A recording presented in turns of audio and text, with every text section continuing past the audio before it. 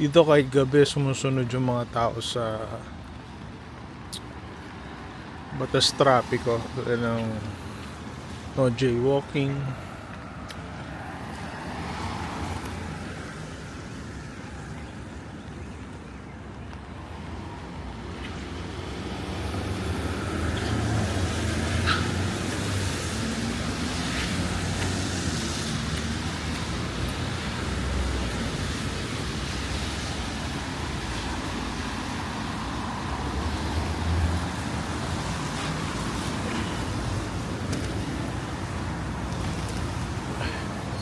Iwan natin yung payang dito.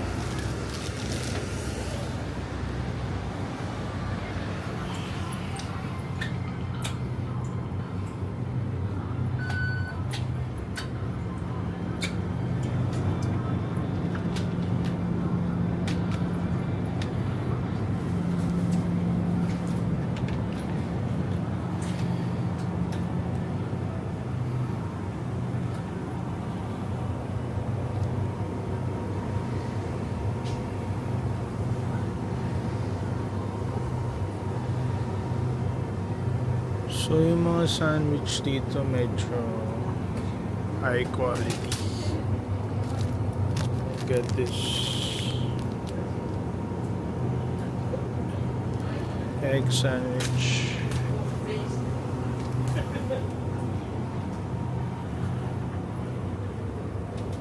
Nagawa tayong onigiri.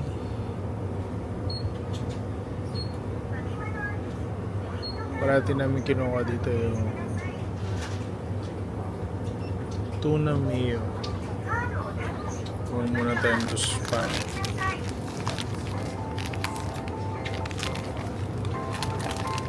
Sarap din to. Ito pamichi na nasa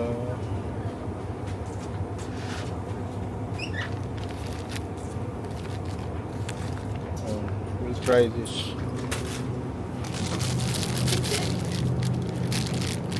So ito yung banana dito sa Japan, but I think they're actually exporting sa Philippines. So galing Pinas din yung mga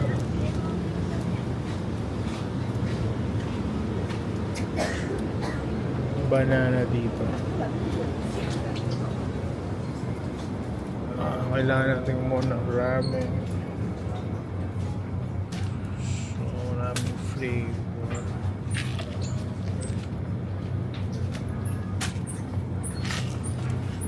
Buwan mo kaya ito.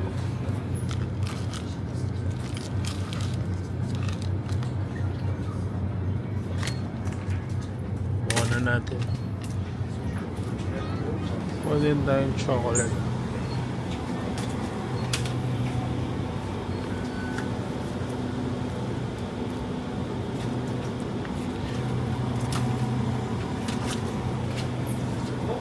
Sinubukan natin yun kagabi. Sarap. Double check lang natin kung meron pa sila ng tuna mayo mo kung wala na talaga. So saan mo lang nakikita. Ay, ito. Ito. Oh. Tuna mayo. Kita niyo ba? Hindi mabasa. Tuna mayo. Ayan, dalawa. Bilog pala. Normally kasi yung onigiri triangle.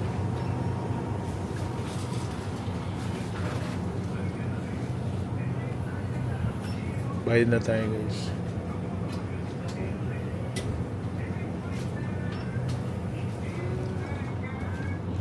One fukuro kudasai. Fukuro? Fukuro.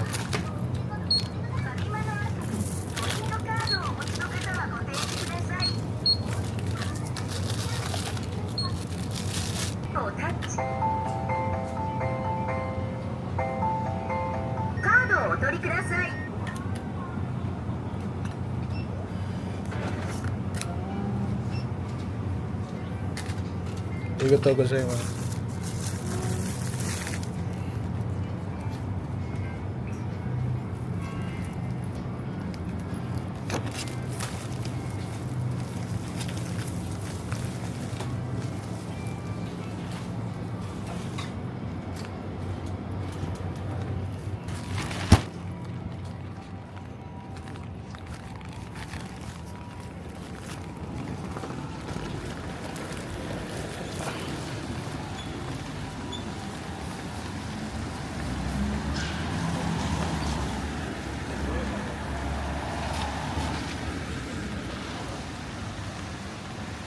So, yung mga usual na convenience store dito is yung 7-Eleven, yung Family Mart, saka yung Lawson. So, all three actually offers yung egg sandwich. So, I haven't tried yung tatlo, but mostly we buy dito sa Family Mart, sa 7-Eleven. Itong mga convenience store parang mga karinderya sa atin pagdating dito sa Japan, kasi yung mga nagta-work usually hectic yung work dito sa Japan. So after they do yung work nila, gusto nila yung wala na silang time para magluto. So mangyayari, bibili na lang sila sa convenience store na ready to eat or yung mabilis lutuin. Tapos yun, puna sa kanilang living room, tapos kakain na lang. Similarly sa Philippines, ayaw mo na magluto, either convenience store, pero usually sa atin, syempre, kakain ka na lang sa kalendarya yung mga luto na. So,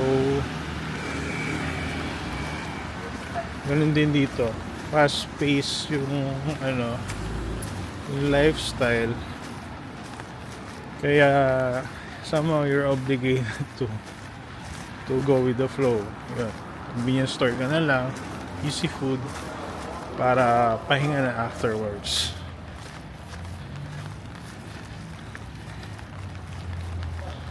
Night na guys.